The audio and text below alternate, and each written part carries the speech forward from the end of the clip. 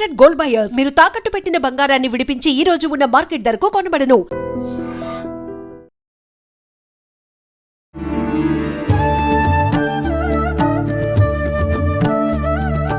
నమస్కారం, welcome to I dream. ధర్మ మార్గం విత్ విజిత కార్యక్రమానికి స్వాగతం. ప్రస్తుతం మనతో పాటు ఉన్నారు ప్రముఖ జ్యోతిష్య వాస్తు పండితులు, లలితా ఉపాసకులు శ్రీ నానాజీ పట్నాయక్ గారు. ఇప్పుడు వారితో మాట్లాడి మరిన్ని విషయాలు తెలుసుకుందాం.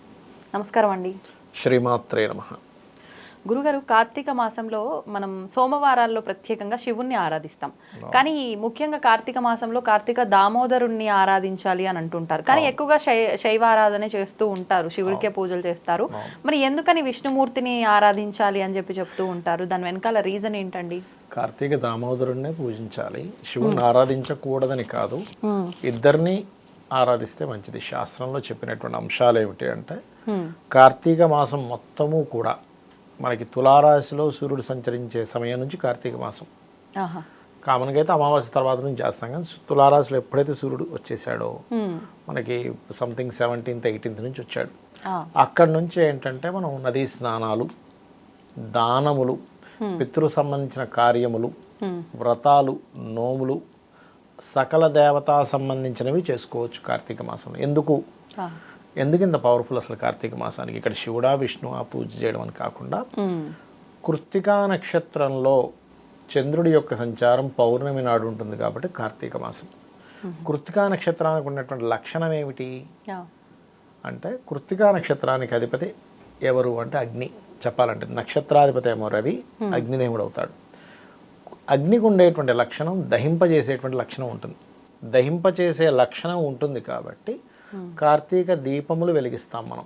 అది ఎప్పుడు వెలిగించాలి? ఉదయం 48 నిమిషాల ముందు, సూర్యోదయానికి 48 నిమిషాల ముందు, సాయంత్రం సూర్యాస్తమం తర్వాత 48 నిమిషాల తర్వాత వెలిగించాలి. ఎప్పుడు సుమారుగా అంటే ఆల్మోస్ట్ ఇప్పుడు మనకి 6:30కి అవుతుంది అనుకోండి సూర్యోదయం. దానికంటే ముందు 48 నిమిషాల ముందు అంటే ఆల్మోస్ట్ 5:30, 5:40, 5:30 అనుకోండి. 5:30 లోపల వెలిగించేసుకోవాలి. లేదా సాయంత్రం సమయంలో 6:30కి అవుతుంది. మీకు నెట్లో కొడితే వచ్చేస్తుంది ఈరోజు సూర్యోదయం ఎంత, సూర్యాస్తమం ఎంత. ఒక గంట తర్వాత, గంట ముందు అనుకోండి, రఫ్గా వేసుకుంటే చుక్కలు కనబడాలి. ఆకాశంలో స్టార్స్ ఉన్నప్పుడు వెలిగించాల్సినటువంటిది. ఉదయం నిద్ర లేచిన వెంటనే ఈ కార్తీక మాసం అంతా కూడా 4 గంటలకే స్నానం చేయాలి. చల్లటి నీళ్ళతో, అది కూడా వేడి నీళ్ళతో చేస్తే కాదు. స్త్రీలకి అంటే వాళ్ళు కొంచెం వృద్ధులు ఉన్నారు, చిన్నపిల్లలు ఉన్నారు, అనారోగ్యంతో ఉన్నారు, వాళ్ళు గోరువెచ్చని నీళ్ళతో చేయొచ్చు. కానీ అంటే పూజ చేసేవారు ఒక్కరు కాదు, ఇంటిల్లిపాది చల్లటి నీళ్ళ స్నానాలు చేయాలి. అయ్యో, ఇప్పుడు సూర్య భగవానుడు నీచంలో ఉంటాడు కార్తీక మాసంలో. సూర్యుడు దేనికి ప్రతీక? గుండెకాయ. మనిషి యొక్క హార్ట్కి సూర్యుడు ప్రతీక. అందుకే ఎవరి జన్మ జాతకంలో అయినా సూర్యుడు గనక పాడయ్యాడు అనుకోండి, వాళ్ళ చాట్లో అంటే పాపగ్రహాలతో ఉన్నాడు, వాళ్ళకు వచ్చేటువంటి డిజీజెస్ ఏమొస్తాయి?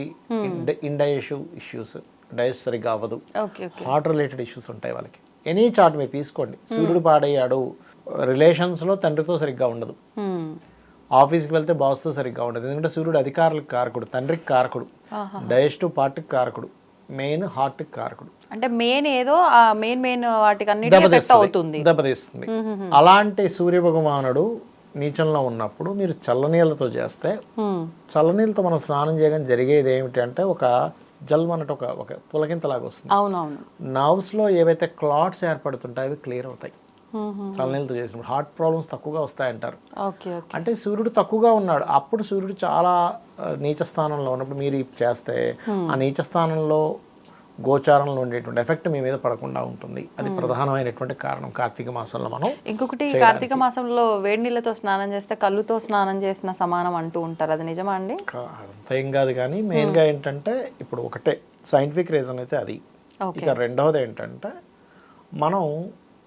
మనకి ఏదైనా రోగాలు ఏ కాలంలో వస్తాయని మీరు కనుక డాక్టర్ని సంప్రదిస్తే, వాళ్ళకి చలికాలం, వర్షాకాలం ఎక్కువ రోగాలు వస్తాయి. అంటు వ్యాధులు ఇవన్నీ రావడానికి. ఎక్కువగా రోగగ్రస్తుడు ఎవడవుతాడు? ఎక్కువసేపు నిద్రపోతే రోగగ్రస్తుడు అవుతాడు. నిజంగా సీరియస్గా ఎక్కువసేపు నిద్రపోతూ ఉండండి, ఏమి చేయక్కర్లేదు. 24 గంటల్లో మాటికి నిద్రపోతూ ఉండండి, ఖచ్చితంగా రోగం వస్తుంది ఆ జాతకుడికి. అందులో ఎక్కువ చలి ఉన్నప్పుడు ఎక్కువసేపు నిద్రపోతూ ఉంటే మరింత ఎక్కువగా వస్తుంది రోగం. అందుకని దాన్ని అవాయిడ్ చేయడానికి, మనలో ఉష్ణం పెరగడానికి, మనలో ఉన్నటువంటి ఆ యొక్క రుగ్మతలు తగ్గడానికి, నరాలు ముడుచుకుపోతాయి. ఎక్కువసేపు నిద్రపోతున్నాను అనుకోండి, యాక్టివ్గా లేవదనుకోండి, మనలో ఉండేటువంటి నరాలు ముడుచుకుపోయి నర్వ్ రిలేటెడ్ ఇష్యూస్ వస్తూ ఉంటాయి. ఆ నర్వ్ రిలేటెడ్ డిజార్డర్స్ పోవడానికి సైంటిఫిక్ గాను, మరియు కృత్తికా నక్షత్రానికి అధిపతి అగ్ని కాబట్టి అగ్ని సంబంధించినటువంటి దీపారాధన చేయడం ద్వారా మన యొక్క కర్మల్ని దగ్ధం చేసుకుంటున్నాం మనకి మనమే ఆ స్వామివారికి చేస్తూ. అలాగే దీపాన్ని దానంగా ఇస్తారు కార్తీక మాసంలో. బియ్యపు పిండితో కానీ గోధుమ పిండితో కానీ తయారు చేసి, ప్రధానంగా మనకు శాస్త్రాల్లో చెప్పినటువంటిది ఏమిటి అంటే ఆవు నెయ్యి లేదా నువ్వుల నూనె, ఇది ఫస్ట్ ఆప్షన్. వాటితో దీపాన్ని వెలిగించి ఆ దీపాన్ని దానంగా ఇవ్వాలి. దీనివల్ల 2 కారణాలు. ఒకటి ఫలితం ఏమిటి అంటే, ఒకటి నేను ఇందాక చెప్పినట్టుగా పూర్వజన్మ కర్మ దగ్ధము, రెండవది జ్ఞానం వస్తుందంట. అంటే దీపాన్ని కనుక దానంగా ఇచ్చినట్లయితే మనం అంధకారంలో ఉండిపోకుండా మనకి ఎటువైపు మనం ప్రయాణం చేస్తే మనకి బాగుంటుంది అనేటువంటి ఒక లైట్నింగ్ లాగా మనం ఇది పనిచేస్తూ ఉంటుంది, మన బ్రెయిన్ కానీ మన ఆలోచన విధానం కానీ.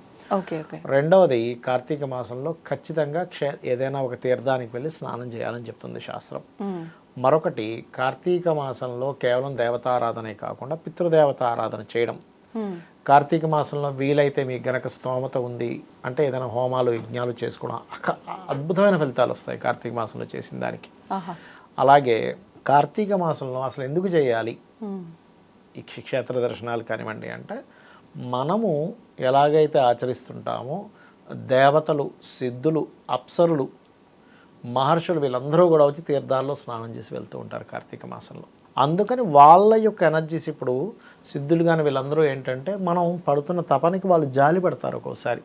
అరే ఈ ప్రాణి ఇలా ఇబ్బంది పడుతుంది కదా, జాలి పడి మన మీద ఒక దృష్టి పడింది అనుకోండి వాళ్ళది, మన కర్మలు దగ్ధమైపోతాయి. అందుకని క్షేత్ర దర్శనం చేయండి కార్తీక మాసంలో, తీర్థయాత్రలో స్నానం చేయండి, తీర్థయాత్రలు చేయండి, లేకపోతే తీర్థాల్లో స్నానం చేయండి అని చెప్పి చెప్తూ ఉంటారు. అలాగే ఈ యొక్క కార్తీక మాసంలో ఉపవసించి, అంటే పొద్దున్నంతా కాస్త తినకుండా టిఫిన్ లాంటిది ఏం చేసి సాయంత్రం కూడా భోజనం చేస్తారు. నక్తము, చుక్కను చూసి భోజనం చేయడం అంటారు. ఇవన్నీ చేయడం ద్వారా ఏమవుతుందంటే, ఎప్పుడు కూడా హెల్త్ ఇష్యూస్ ఎక్కువగా ఎప్పుడు వస్తాయంటే ఇందాక నేను చెప్పినట్టుగా ఎక్కువ నిద్రపోవడం వల్ల, రెండవది ఎక్కువగా ఫుడ్ తినడం వల్ల కూడా వస్తాయండి. ఫుడ్డే మెయిన్ కారణం. దీనివల్ల ఏమవుతుంది, మన బాడీలో ఉండేటువంటిది ఏదైతే రుగ్మతకి కారణం అవుతూ ఉంటుందో అది మనకి రాకుండా చేస్తూ ఉంటుంది ప్రక్రియ వల్ల. అది అలాగే ఎక్కువగా హోమాలు చేయడం వల్ల మంచి ఫలితాలు వస్తూ ఉంటాయంటారు. అదేవిధంగా ఒక్కొక్క విషయానికి ఒక్కొక్క పరిహారం ఉంటుంది కార్తీక మాసంలో. ఇప్పుడు ప్రతిదీ ఆటంకం ఎక్కువగా జరుగుతుంది కార్తీక మాసంలో. శివకేశవులతో పాటు గణపతి ఆరాధన ఎక్కువగా చేయండి. ఖచ్చితంగా వాళ్ళ జీవితంలో ఉండేటువంటి ఏదైతే ఆటంకాలు ఉంటాయో 100% పోతాయి. అలాగే అనారోగ్య సమస్యలు ఉన్నాయి, సూర్య ఆరాధన ఎక్కువగా చేయండి కార్తీక మాసంలో. అదేవిధంగా కొన్ని దానాలు చెప్పారు. ఇప్పుడు బాగా అనారోగ్యాలు ఉన్నాయి, లేకపోతే ప్రమోషన్స్ రావట్లేదు, కొన్ని ఇబ్బందులు ఉన్నాయి, వాళ్ళ యొక్క లైఫ్లో వాళ్ళు ఏదైతే మంచి స్టేజ్కి వెళ్ళలేకపోతున్నారు, గోధుమలు దానంగా ఇవ్వాలి. గోవుకి గోధుమ రవ్వ తినిపించమని చెప్తూ ఉంటారు. మెడిటేషన్స్ చేస్తే కనుక కార్తీక మాసంలో బియ్యం దానంగా ఇవ్వడం, అన్నదానాలు ఎక్కువగా చేస్తే మానసిక రుగ్మతలు తగ్గుతాయి, మానసికంగా ఉండేటువంటి స్ట్రెస్ అనేది తగ్గుతుంది. వివాహం అవ్వటం లేదు. ఇక్కడ సూర్యుడు నీచంలో ఉంటాడు కార్తీక మాసంలో. మనం చూస్తే కార్తీక మాసంలోనే ఏదైనా సంబంధాలు చూస్తూ ఉంటాం.